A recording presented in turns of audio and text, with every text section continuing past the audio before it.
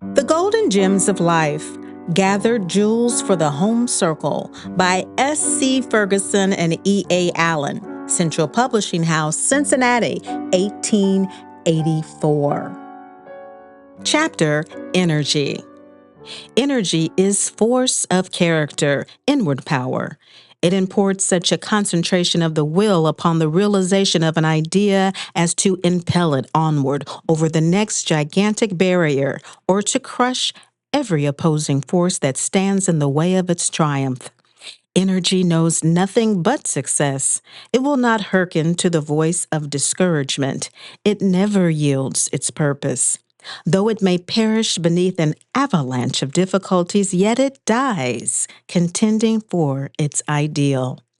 There is, perhaps, no mistake of a young man more common than that of supposing that in the pursuits of life extraordinary talents are necessary to one who would achieve more than ordinary success.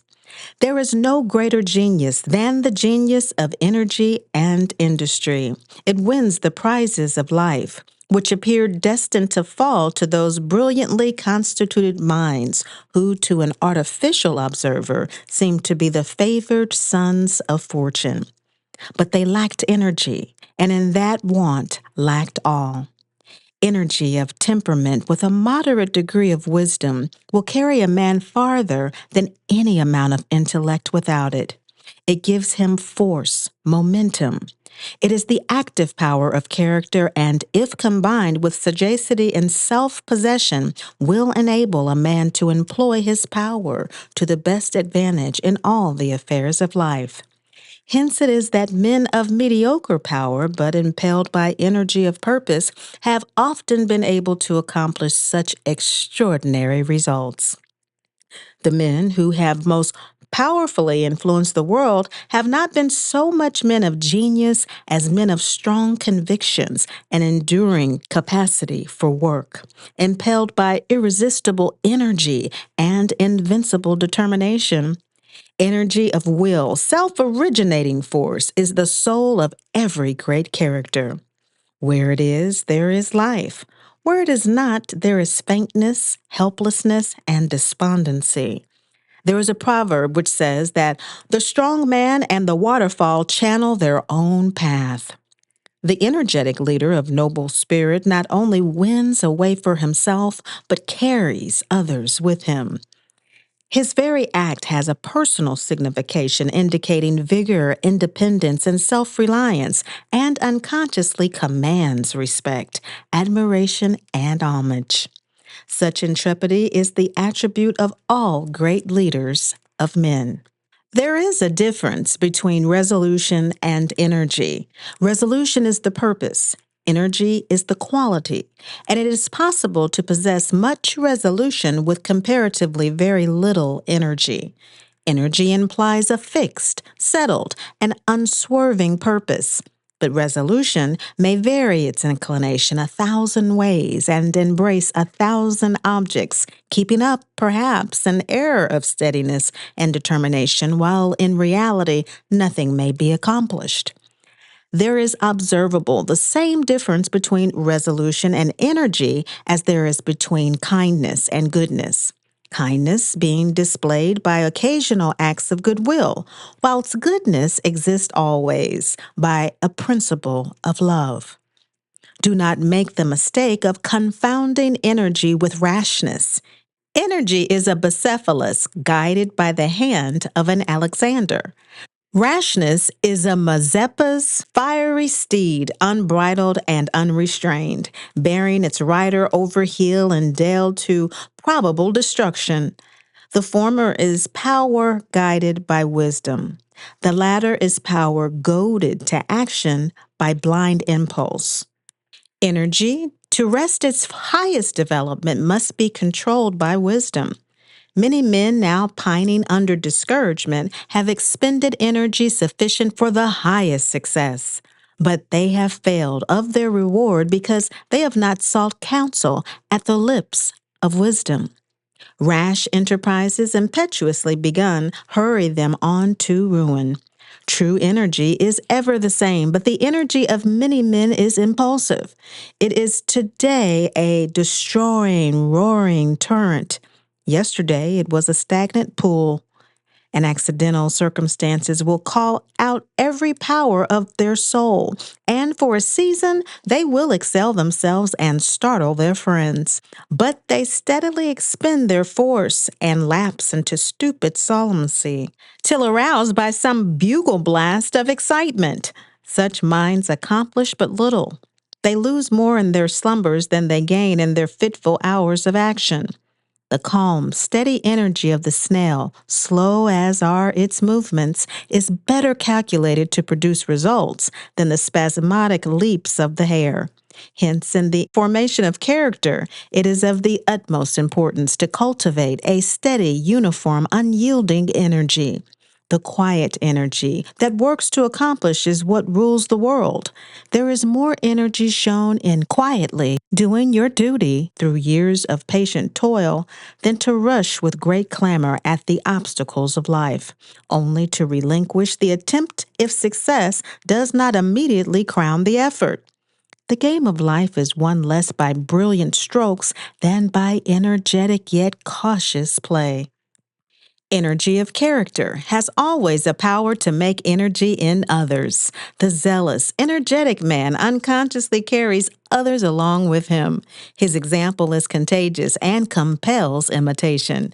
He exercises a sort of electric power which sends a thrill through every fiber, flows into the nature of those about him, and makes them throw out sparks of power.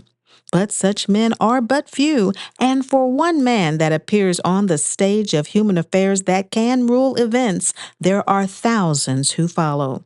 The earnest men are so few in the world that their very earnestness becomes at once the badge of their nobility, and as the men in a crowd instinctively make room for one who seems to force his way through it, so mankind everywhere open their ranks to one who rushes valiantly towards some object lying beyond them.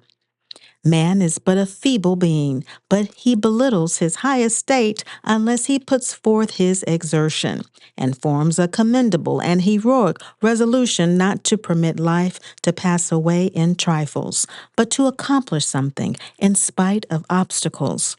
At difficulties, be not dismayed. We may magnify them by weakness and despondency, when a heroic spirit would have put them to flight. There are cobblestones in every road and pebbles in every path. All have cares, disappointments, and stumbling blocks. It were well to remember, though, that sobs and cries, groans and regrets are of no avail, but that high resolves and courageous actions may with safety be relied on to do much to lighten life's load. He who never grappled with the emergencies of life knows not what power lives in the soul to repel the rude shocks of time and destiny, nor is he conscious how much he is blessed with a kindly faculty to blunt the edge of adverse circumstances. All traditions current among young men that certain great characters have wrought their greatness by an inspiration, as it were, grows out of a sad mistake. There is no inspiration so potent for good as the inspiration of energy. There are none who wrest such conquests from fame as those earnest, determined minds who reckon the value of every hour and rely on their own strong arm to achieve their ambitious resolves. You cannot dream yourself into a character. You must hammer and forge yourself one. But remember, there is always room for a man of force, and he makes room for many. It is a Spanish proverb that he who loseth wealth loseth much. He who loseth a friend loseth more, but he who loseth energy loseth all. It is folly for a man or a woman to sit down in midlife discouraged. True, it is a severe test of character calmly to reflect that life thus far proved a failure. But it does no good to abandon oneself to despair. with energy and God's blessing, it is possible they may yet win a glorious victory. God, in His wisdom, has seen fit to so ordain that life with all shall be a scene of labor. To make the most of it, it is necessary to make the aim high and noble, the energy unflagging. No matter how apparently solid the foundations on which we stand, it often happens that by the remission of labor and energy, poverty and contempt, disaster and defeat still and march upon prosperity and honor and overwhelm us with remorse and shame. It is energy that makes the difference in men. It is the genius of persevering energy that carries so many men straight to the goal of success. It is energy that sheds the light of hope on pathways that had been lost save for that, and thus enables so many men and women to persevere therein. It is energy that calls upon all and calls upon you to rouse yourself. Would you make a success of life? Would you acquire fortune or renown? It bids you take heart and a hope for the best. It bids you walk in the paths of patience, to do with all your might what you have marked out as necessary to do. It bids you pursue it with resolution and vigor. A young man is, in the true sense of the word, the architect of his own fortune. Rely upon your own strength of body and mind. Remember that the man who wills it can go almost anywhere or do almost anything he determines to do. You must make yourself or come of nothing. You must win by your own exertions and not wait for someone to come to your assistance.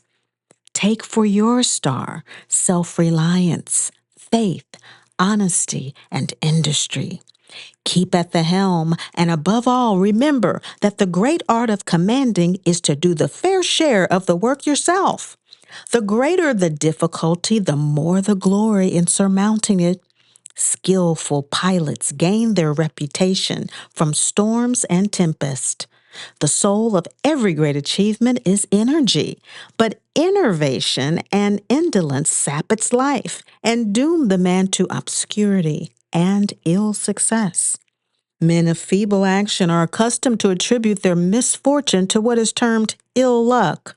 They envy the men who climb the ladder of eminence and call them lucky men and men of a peculiar opportunity. This is a vain and foolish imagination.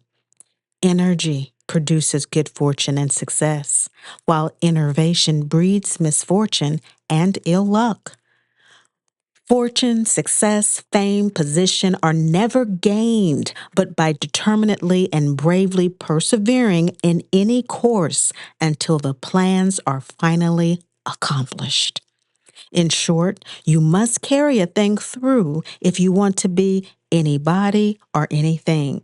No matter if it does cost you the pleasure of society, the thousand pearly gratifications of life. Stick to the thing and carry it through. Believe you were made for the matter and that no one else could do it. Put forth your whole energies. Be awake. Electrify yourself. Go forth to the task. Learn to carry it through and you will be a hero. You will think better of yourself. Others will think better of you. The world in its very heart admires the stern, determined doer.